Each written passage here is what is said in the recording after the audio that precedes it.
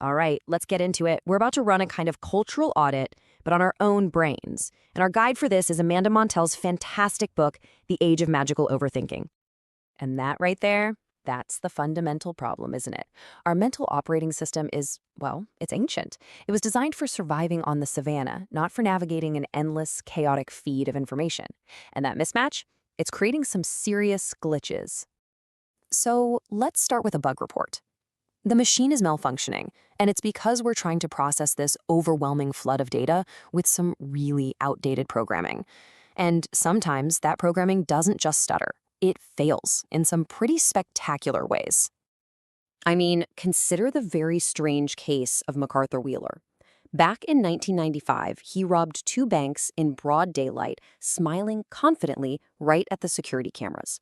When he was arrested later that very same day, he was genuinely shocked. He truly could not understand how they'd identified him. His defense to the police? Get this. He said, "But I wore the juice."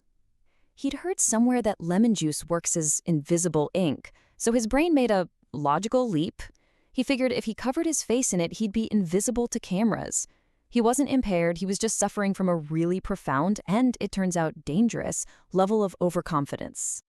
And this whole story is just a brilliant illustration of the Dunning-Kruger effect. This is the bug in our system that makes the least confident people the most certain of their own brilliance. It's this weird glitch where ignorance actually creates confidence. But here's the twist. The original researcher, David Dunning, he clarified that the effect isn't just about fools. It's about all of us. Even experts systematically overestimate their skills. So the crucial point isn't to laugh at the bank robber. It's to practice a little more humility about what we think we know. Wheeler's story is an extreme example, sure, but it points to a much broader human tendency, magical thinking. It's this deep-seated belief that our minds, our thoughts, our will can somehow bend the rules of the external world. And this is where it gets personal for all of us, because the internet, with its information overload, its constant pressure to have an opinion on everything, and the loneliness it can create, has supercharged this innate magical thinking. It's clashing with our ancient mental software, creating some very specific, very modern bugs. So let's examine the first major glitch this creates, the halo effect. This is the bug that makes us turn mortals into gods. The halo effect is basically our brain's shortcut.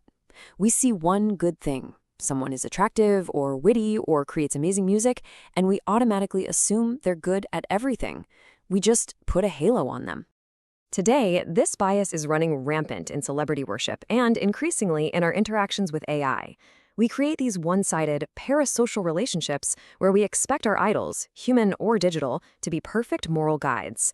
And when they inevitably disappoint us, we don't just get sad, we feel personally betrayed.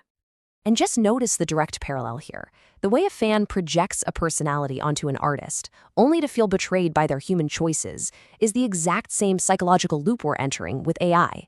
We customize a personality, form a dependency, and then get frustrated by its technical limitations.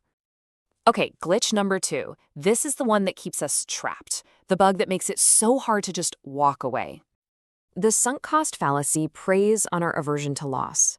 We hate admitting we made a bad investment, whether that investment was money in a failing project or years in a toxic relationship. So we keep pouring resources in, hoping to turn it around, even when it's a lost cause. And look at this shows up online. It's why we stay in a toxic forum, why we keep scrolling through bad news hoping for a dopamine hit, and yes, it's why you force yourself to finish a 19-season show you started hating around season 5. We just can't stand to see our initial investment go to waste. This leads us to our third major glitch, proportionality bias. This particular bug fuels our deep-seated need for epic stories. You see, our brains crave symmetry. We feel like big, world-changing events must have big, dramatic causes. Small, random, or mundane explanations feel deeply unsatisfying. This is a perfect, if somber, example. A huge, world-shaking event like the death of a princess feels fundamentally unbalanced if the cause is a simple, messy accident. A grand conspiracy, however, feels proportional to the scale of the loss, making it strangely more believable to our pattern-seeking minds. But it's not just about conspiracy theories. This bias also explains the appeal of manifestation culture. Attributing your success to the cosmic power of your own mind feels more proportional to the achievement than the messy, complicated reality of hard work, privilege, and luck. And beyond these big three, our minds are riddled with smaller, subtler glitches that operate in the background. Let's quickly run through a couple more. This is what's known as the IKEA effect. We instinctively place a higher value on things we helped create. That wobbly bookcase feels special because we suffered to build it. This same bias makes us fiercely attached to the output from an AI simply because we spent time crafting the perfect prompt to get it. And finally, the recency illusion, supercharged by algorithms. Every new trend, every minor crisis, UAPs, a new skin concern, is framed as the most urgent thing that has ever happened. Our brain's alarm system, which can't tell the difference, fires off for every single headline, leaving us in a state of constant, low-grade panic. So, our brains are buggy. We're running Stone Age software in the information age. What's the fix? Well, according to Montell, there isn't one. The answer is something else entirely. And here is the crucial point. The goal isn't to debug our minds or become perfectly rational robots. It's to learn to live with the uncertainty, the contradictions, the absurdity of it all. It's about accepting the glitches and navigating them with awareness, and maybe even a sense of humor.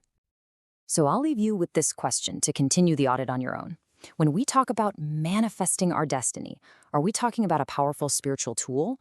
Or are we just giving a trendy new name to old bugs in our code, like proportionality bias and confirmation bias? Think about it.